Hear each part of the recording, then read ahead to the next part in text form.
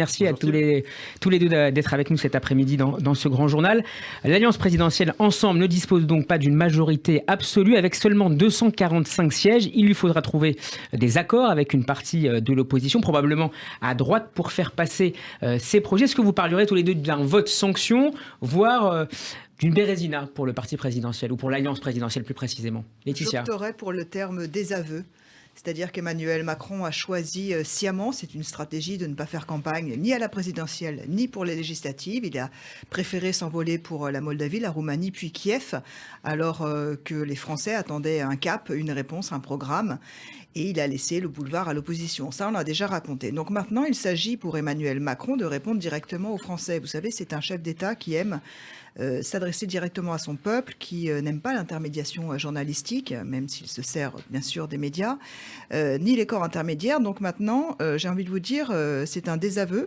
Alors, la moitié des Français ont voté, hein, donc la moitié du corps électoral, 54% d'abstention, c'est énorme. Un désaveu dont il est le principal responsable. Bien sûr. Donc c'est à lui de répondre, encore une fois, aux Français dans leur ensemble. Il nous avait dit au soir de son élection qu'il rassemblerait tous les Français, quel que soit leur vote.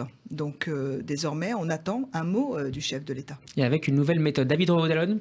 Oui, alors je ne sais pas, bien sûr, je pense qu'il serait bon que le président s'exprime, mais je crois qu'on est là dans une situation de crise politique qui va très au-delà d'une communication présidentielle. Là, effectivement, comme l'a dit Laetitia, Emmanuel Macron, en ne faisant pas campagne ou en rentrant en campagne il y a 15 jours du premier tour, comme c'était le cas à la présidentielle, hein, tout est pour tout, il a fait 4 déplacements et une interview à la presse quotidienne régionale dans les 2 dernières semaines de la campagne des législatives. C'était court. Il a laissé effectivement un boulevard à l'opposition et en particulier à Jean-Luc Mélenchon. Avec quel objectif ? Je pense que... Attendez, je termine et après je réponds à votre question.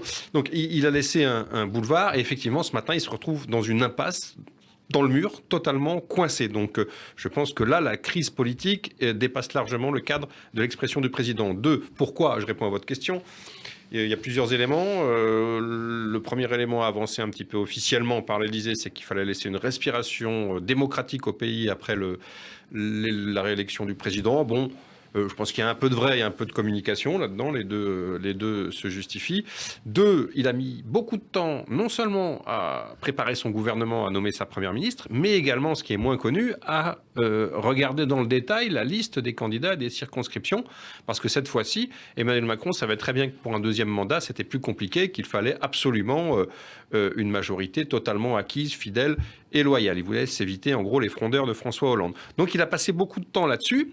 Et une fois que le gouvernement a été nommé, eh bien, celui-ci n'a pas passé le mur du son pour des questions d'abord de période de réserve des ministres qui ne pouvaient pas faire campagne ou de façon très limitée. Et puis surtout parce qu'il y a une consigne de silence donnée à l'exécutif. Surtout, on ne dit rien, pas de faute, pas de bourde, pas d'erreur susceptible d'effrayer le chaland ou en l'occurrence l'électeur.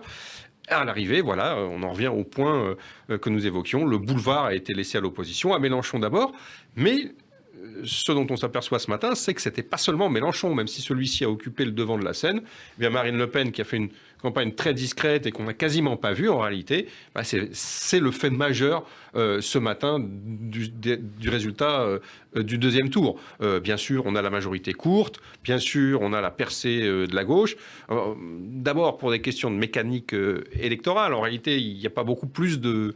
la gauche fait le même score que la dernière fois, qu'il y a 5 ans, mais réunie, elle réussit à faire sauter le verrou du deuxième tour du scrutin uninominal. Et bien sûr, le point numéro 1, c'est le retour en force, ou je dirais la percée de l'extrême droite, parce que c'est plus qu'un retour. Alors justement, sur Marine Le Pen, Laetitia notamment. Je vais juste répondre à David, là où je ne suis pas d'accord, c'est qu'Emmanuel Macron a fait savoir à grand bruit qu'il était le DRH de ces législatives, que c'était lui qui choisissait tous les candidats.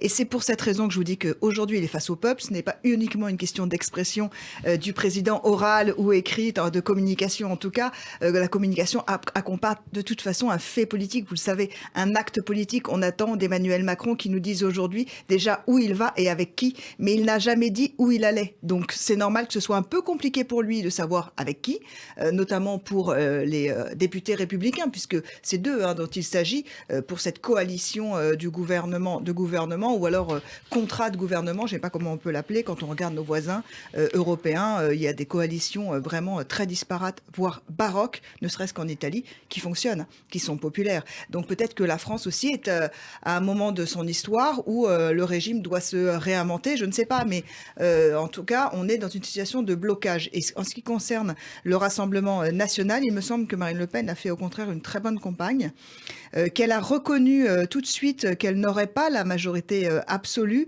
non pas, on le comprend a posteriori, pour décevoir ses troupes et abandonner la bataille, mais pour désigner Jean-Luc Mélenchon comme un menteur, c'est-à-dire que dans ce qu'elle a dit, a raconté aux Français, c'est que l'hypothèse Mélenchon à Matignon était fausse. Elle a dit c'est un mensonge. Et donc, elle a pris... Mais elle ne s'attendait pas à ces résultats aussi favorables pour son parti. D'accord, mais non, on ne sait jamais quels seront les résultats. Mais en tout cas, dans sa stratégie... Dans les projections, on est assez éloigné des résultats hier soir. Dans sa stratégie, elle a choisi de garder la thématique du pouvoir d'achat. C'est pour ça qu'elle a réussi à avoir une telle adhésion. Elle a gardé le terrain aussi.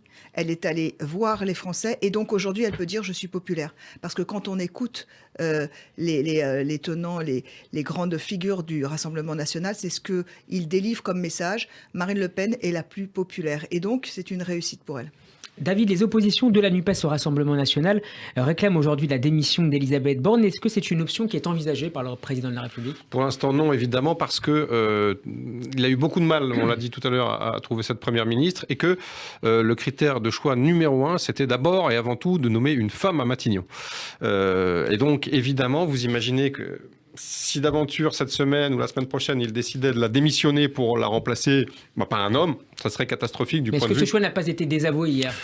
Je crois que c'est plus largement, c'est bien au-delà du choix d'Elisabeth Borne. Je crois qu'effectivement, c'est le, je veux dire, vous savez, on l'a évoqué dans les chroniques précédentes, dans les semaines précédentes. On avait un président qui a été réélu pour la première fois hors cohabitation, ce qui avait bien marché du point de vue de sa campagne. C'est-à-dire qu'il s'est caché pendant sa campagne, sauf pendant les 2 dernières semaines. On ne savait pas du tout quel était son projet, effectivement, quel était son dessein 2S EIN pour le pays.